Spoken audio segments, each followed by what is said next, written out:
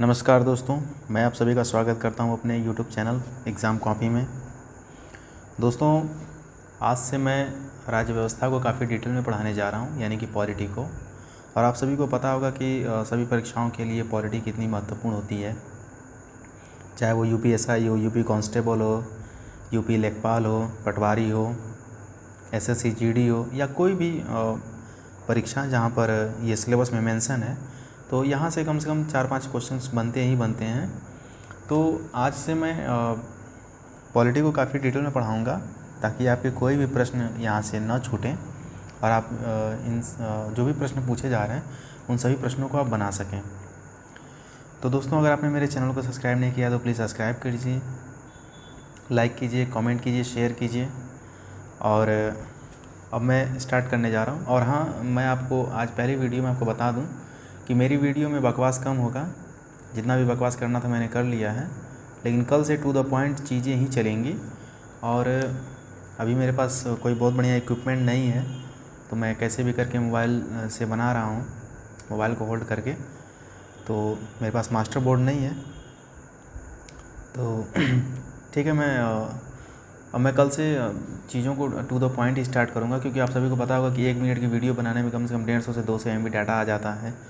तो बात डाटा की नहीं है, बात इसको अपलोड करने की है। इसमें अपलोड करने में काफ़ी दिक्कत आती है मुझे फिर बाद में। तो मेरी वीडियो 15 से 16 मिनट की ही होगी, लेकिन उसमें काम की चीज़ों को मैं पढ़ाऊँगा और फालतू बातें नहीं होंगी। ठीक है, तो मैं जो भी आज कहना था मैंने कह दिया है। पहला वीडियो है, तो अब मैं स्टार्ट करने जा रहा हूँ। तो दोस्तों, आज हम जिस सब्जेक्ट के बारे में बात करने जा रहे हैं उसका नाम है इंडियन पॉलिटी।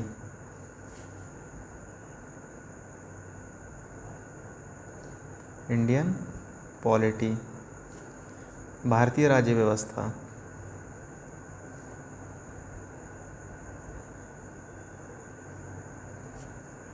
भारतीय राज्य व्यवस्था, ओके। तो इसमें हमें क्या पढ़ना है, आज मैं पहले आप लोगों को बता दूं। और ये वाली वीडियो और अगली वीडियो जो होगी, इसमें मैं अभी इसका इंट्रोडक्शन स्टार्ट करूंगा। इंट्रोडक्शन से भी काफ़ी प्रश्न बनते हैं, बट मेरा चैप्टर जो शुरू होगा इसके बाद वाली वीडियो या उसकी अगली वाली वीडियो से चैप्टर वाइज मैं पढ़ाना शुरू करूँगा। तो सबसे पहले हम देखते हैं कि इंडियन पॉलिटी में हमें क्या क्या पढ़ना है। तो इंडियन पॉलिटी में हमें पहले हम डिस्कस करेंगे कॉन्स्टिट्यूशन के बारे में, यानी कि संविधान के बारे में, पहली बात। ठीक है, और जो दूसरी जो चीज़ होगी वो होगी प्रस्तावना। ठीक है, आप कोई भी किताब या कॉपी उठा करके देखेंगे तो पहले बुक के बारे में बताया जाता है, फिर उसके बाद आगे उसके चैप्टर शुरू होते हैं। तो संविधान भी उसी प्रकार से है। पहले संविधान का जो फर्स्ट पेज है उसमें प्रस्तावना है, यानी कि प्रस्तावना को अगर आप पढ़ लेंगे तो संविधान के आप सार को समझ जाएंगे कि संविधान असल में है क्या। उसके सार को समझने के लिए ये काफ़ी ज़रूरी है। तो फिर एक चीज़ होता है, अभी मैं टर्म्स के बारे में बताऊंगा। टर्म्स यानी कि जो भी जो शब्द हम बोलते हैं। तो जैसे पहले मैं आपको बता दूं कि संविधान को बनाने में जो वक्त लगा है वो लगा है 2 साल 11 माह 18 दिन। ये इम्पॉर्टेंट है, थोड़ा सा ध्यान रखिएगा इसे। ये 2 साल है, ये 11 माह है और ये 18 दिन है। इसे आप लोग थोड़ा ध्यान रखिएगा, कभी कभी पूछा जाता है। इसको बनाने में जो लागत आई थी वो आई थी 63 लाख समथिंग। ठीक है, इसे हम अप्रोक्स 64 लाख कह सकते हैं। ठीक है, ये याद रखिएगा, 64 लाख। फिर एक होता है, एक संसद है। ठीक है, तो संसद में यहाँ पर ध्यान देने वाली चीज़ें ये हैं कि एक तो हमारी लोकसभा हो गई, दूसरी हो गई राज्यसभा, और तीसरा जो संसद का पार्ट होता है जो काफ़ी अहम है वो है राष्ट्रपति। बहुत लोगों को ये तो पता होता है कि लोकसभा होती है, राज्यसभा होती है, लेकिन राष्ट्रपति के बारे में नहीं पता होता है। ये उसी को पता होगा जो अच्छे से जानता होगा, जो इस सब्जेक्ट को पढ़ता होगा। ठीक है, तो आप लोग ध्यान रखिएगा कि संसद का ही पार्ट है राष्ट्रपति। ठीक है, अगर कोई भी विधेयक बनता है कोई भी विधेयक बनना जो स्टार्ट होता है वो लोकसभा से भी स्टार्ट हो सकता है, राज्यसभा से भी स्टार्ट हो सकता है। अब मान लीजिए कि लोकसभा से स्टार्ट हुआ, लोकसभा से बन करके वो राज्यसभा में आया, या राज्यसभा से बनना स्टार्ट हुआ, राज्यसभा से बन करके लोकसभा में आया। तो इन दोनों सदनों से जब पास हो जाता है तो फिर वो राष्ट्रपति के पास जाता है, वो विधेयक, ठीक है, वो विधेयक, ठीक है, विधेयक और अधिनियम। अभी मैं दोनों के बारे में अंतर करूँगा, अधिनियम, ठीक है, दो चीज़ें अभी दोनों के बारे में मैं बताऊंगा क्या दोनों है। तो मान लीजिए कि विधेयक यहाँ से बनना स्टार्ट हुआ, लोकसभा ने पास कर दिया, लोकसभा से बनना स्टार्ट हुआ, लोकसभा ने पास करके राज्यसभा में भेज दिया। तो अब राष्ट्रपति महोदय क्या करते हैं कि 3 चीज़ें कर सकते हैं, या तो उसे पास कर दें, या तो उसे पुनर्विचार के लिए भेज दें, या तो उसे अपना पॉकेट वीटो का इस्तेमाल करके अपने पास रख लेंगे। तो पास कर दें तो कोई दिक्कत नहीं है। पुनर्विचार के लिए अगर भेजते हैं तो फिर से जब एक्ट जो विधेयक जो है, एक्ट नहीं मतलब विधेयक जो है यानी बिल, वो अगर फिर से राष्ट्रपति के पास आता है तो उनको हस्ताक्षर करना ही करना है। इसलिए राष्ट्रपति को अगर लगता है कि अभी मैं इस पर हस्ताक्षर नहीं करना चाहता हूँ, तो उसे अपना पॉकेट वीटो का इस्तेमाल करके अपना ये पॉकेट वीटो है, पॉकेट वीटो, इसका प्रयोग करके अपने पास रख लेंगे। और इसकी कोई सीमा नहीं है, वो जब तक चाहे तब तक अपने पास रख सकते हैं, ठीक। फिर आगे हम देखते हैं। हाँ, मैं आपको पहले बता दूं कि विधेयक क्या है। तो विधेयक दोस्तों ये होता है कि आपने मान लीजिए कि लोकसभा से स्टार्ट किया या राज्यसभा से स्टार्ट किया बनना, राज्यसभा ने पास करके लोकसभा में भेज दिया, या लोकसभा से अगर स्टार्ट हो रहा है तो लोकसभा ने पास करके उसको राज्यसभा में भेज दिया। तो दोनों सदनों से पास हो चुका है। अब राष्ट्रपति के पास जाएगा। अब राष्ट्रपति क्या करेंगे कि इस पर साइन कर देंगे, और जैसे ही राष्ट्रपति ने साइन किया वो अधिनियम बन जाएगा, यानी कि एक्ट। इसका अर्थ होता है एक्ट और इसका अर्थ होता है बिल, ठीक है, ये एक्ट है, इसे आप लोग ध्यान रखिएगा। फिर विधायिका के बारे में थोड़ा समझ लिया जाए। विधायिका क्या है?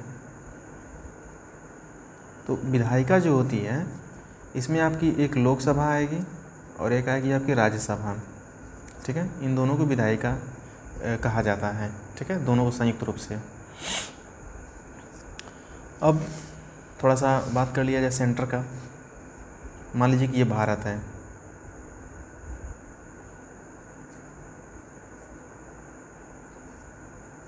ये हमारा इंडिया हो गया,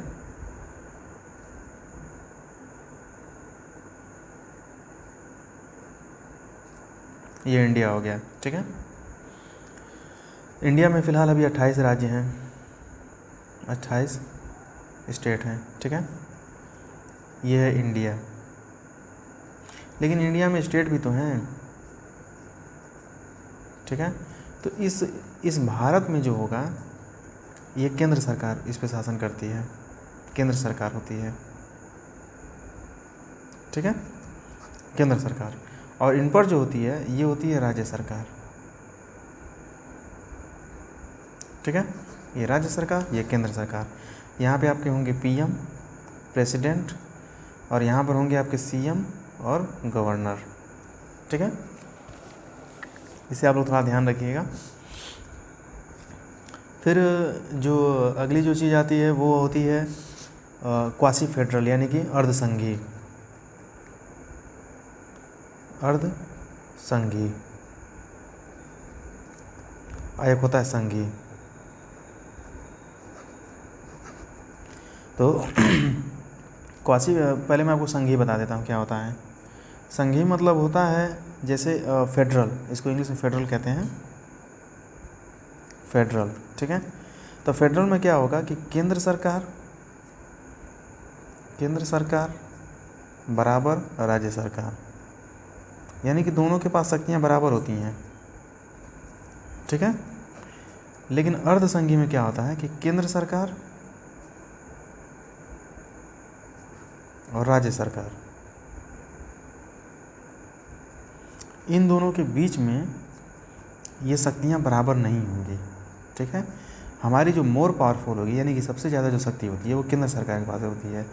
मैं समवर्ती सूची के बारे में पढ़ाऊँगा आप लोगों को, तो उसमें बताऊँगा कि पहले होती है आपकी संघ सूची,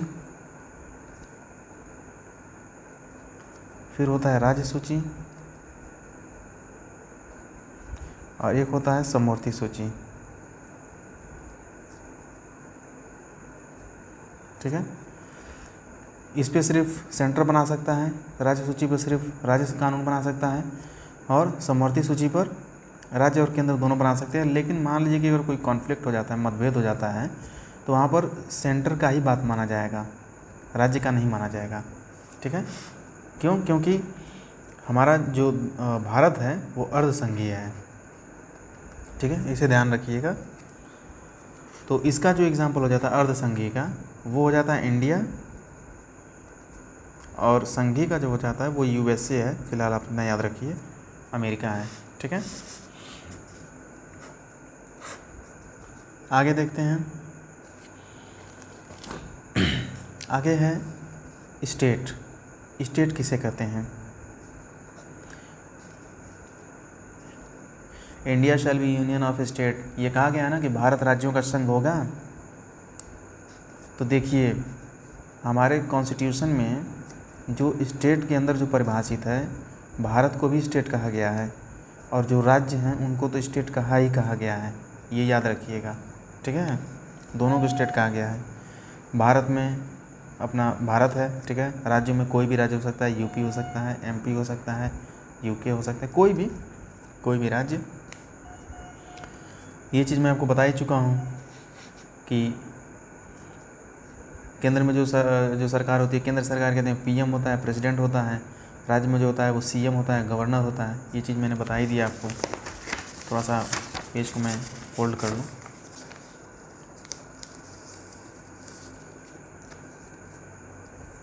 एक मिनट, इसे मैं हाफ़ कर लेता हूँ। हाफ़ कर लूँगा तो ज़्यादा सही रहेगा। कल से मैं हाफ़ करके ही पन्नों को रखूँगा ताकि समय न व्यतीत हो। बात समय की नहीं है, बात यह है कि वीडियो लंबी हो जाएगी तो फिर अपलोड नहीं हो पाता है। देखिए, स्टेट क्या होता है? स्टेट के पास क्या क्या होता है? स्टेट के पास अपनी एक फिक्स एक टेरिटरी होगी, टेरिटरी। ठीक है, फिर सिटीजन होंगे, यानी कि वहाँ पर नागरिक होंगे, सिटीजन्स। फिर वहाँ पर पीपल हैव सम राइट, यानी कि अधिकार होगा, राइट होगा, लोगों के पास अधिकार होता है लोगों के पास। ठीक है, और वहाँ पे एक सरकार होती है। ठीक है, ये चीज़ याद रखिएगा आप लोग कि कोई भी अगर राज्य है, जैसे मान लीजिए भारत की बात करें अगर हम, भारत का एक सीमा क्षेत्र है, नागरिकता है, लोगों के पास अधिकार है, भारत में सरकार है। ठीक है, अगर आप यूपी की बात करेंगे, जिसको हम स्टेट कह रहे हैं, वहाँ पर भी तो यही है, फिक्स टेरिटरी है, सिटीजन्स है, राइट्स है लोगों के पास, यानी लोगों के पास अधिकार है, सरकार है। ठीक है, आगे देखते हैं। आगे है, जैसे मान लीजिए कि मैं बता दूं कि हमने यूएस से क्या क्या लिया है, यूएस से। ठीक है, जैसे कि मैं ये तो काफ़ी डिटेल में पढ़ाऊँगा, लेकिन फ़िलहाल मैं आपको बता देता हूँ कि यूएसए से हमने क्या क्या लिया है। ठीक है, किन किन चीज़ों को हमने अडॉप्ट किया वहाँ से। ठीक है, तो एक है वाइस प्रेसिडेंट। वाइस प्रेसिडेंट का जो पोस्ट है उसको हमने अडॉप्ट किया है। दूसरा है फंडामेंटल राइट, फंडामेंटल राइट यानी मूल अधिकार। तीसरा है जुडिशरी सिस्टम, जुडिशरी सिस्टम। ठीक है, जुडिशरी सिस्टम हो गया। तीसरा हो गया न्यायिक पुनर्विचार, न्यायिक पुनर्विचार, पुनर्विचार। ठीक है, फिर हो गया सुप्रीम कोर्ट और हाई कोर्ट की जो जजों को जो रिमूव किया जाता है, हटाने का जो प्रक्रिया है वो भी है। ठीक है, और फिर हमने राष्ट्रपति पर जो महाभियोग चलता है, यानी कि राष्ट्रपति पर महाभियोग, ठीक है, तो इन चीज़ों को हमने वहीं से लिया है। ये आर्टिकल 61 में है, ये मैं बताऊंगा बाद में आपको। ठीक है,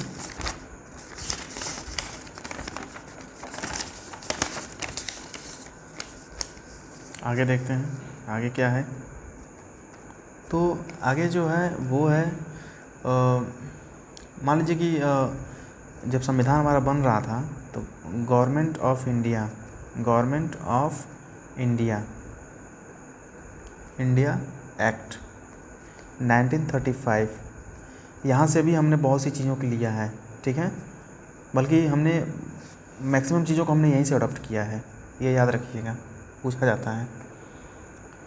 तो जैसे कि मान लीजिए कि पब्लिक सर्विस कमीशन की बात हो गई, ऑफिस ऑफ गवर्नर हो गया, जुडिशल रिव्यू हो गया, एडमिनिस्ट्रेशन हो गया, ये सब चीज़ें हैं, आप ध्यान रखिएगा, ठीक है। यहाँ से खैर प्रश्न नहीं बनता, लेकिन इतना ज़रूर याद रखिएगा कि गवर्नमेंट ऑफ इंडिया एक्ट से 1935 से काफ़ी चीज़ों को हमने लिया हुआ है अपने संविधान में, ठीक है। फिर अगर हम बात करें क्या कहते हैं कि रिटन और अनरिटन, लिखित और अलिखित में क्या अंतर होता है। लिखित संविधान, ठीक है, दूसरा है अलिखित, अलिखित संविधान, ठीक है। दोनों में क्या अंतर है। दोनों में यही अंतर होता है कि लिखित, आपको मैं बता दूं कि दुनिया का सबसे बड़ा जो संविधान है लिखित हमारे पास ही है, यानी कि भारत के पास ही है, ठीक है, ये याद रखिएगा आप लोग। तो रिटन में क्या होता है कि एक ही बुक होगी, इसके अंदर आपको सारी चीज़ें मिल जाती हैं। और अलिखित में क्या होता है, कई किताबें होती हैं, इसका एग्जांपल इंडिया है, समझ लीजिए, और यहाँ पर कई किताबें होती हैं और हर किताब से कुछ ना कुछ हम लोग अडॉप्ट करते हैं, ठीक है, सबसे। और ये किताबें एक संयुक्त तो नहीं रहेंगी, यहाँ पे तो हमने अलग अलग चीज़ें ली हैं, लेकिन हमने एक ही किताब में सब कुछ कर दिया ना, लेकिन यहाँ पर एक नहीं रहेगा, सब अलग अलग रहेगा, ठीक है, कई बुक रहती हैं। तो ऐसे आप लोग ध्यान रखिएगा। मान लीजिए कि एक तो लिखित संविधान में आपका इंडिया का भी है, फिर यूएस का भी है, ठीक है। और अनरिटन में अगर आप ध्यान देना चाहें तो आप यूके को समझ सकते हैं और सऊदी अरब को समझ सकते हैं, ठीक है, सऊदी अरब, ये ध्यान रखिएगा, ये दो चीज़ें, ठीक है। अब मैं आपको लेकर के चलता हूँ कि किस प्रकार से चीज़ें जो हैं वो आगे आना शुरू हुई थी, ठीक है। ये मैं काम कल से ही करके रखूँगा फोल्ड करके, ताकि दिक्कत ना हो, टाइम ना वेस्ट हो, ठीक है। तो देखिए, पहले हम यहाँ पर ये ध्यान रखते हैं कि 1857 का युद्ध हो चुका था, 1857 का रिवोल्ट, ठीक है, ये हिस्ट्री में पढ़ाऊँगा कैसे हुआ था, क्यों हम हार गए, इसके पीछे कारण क्या थे, ठीक है, अच्छे से बताऊँगा। तो यहाँ पर हम हेडिंग दे देते हैं making of constitution, making of CONSTITUTION, making of constitution, ठीक है, संविधान का बनना।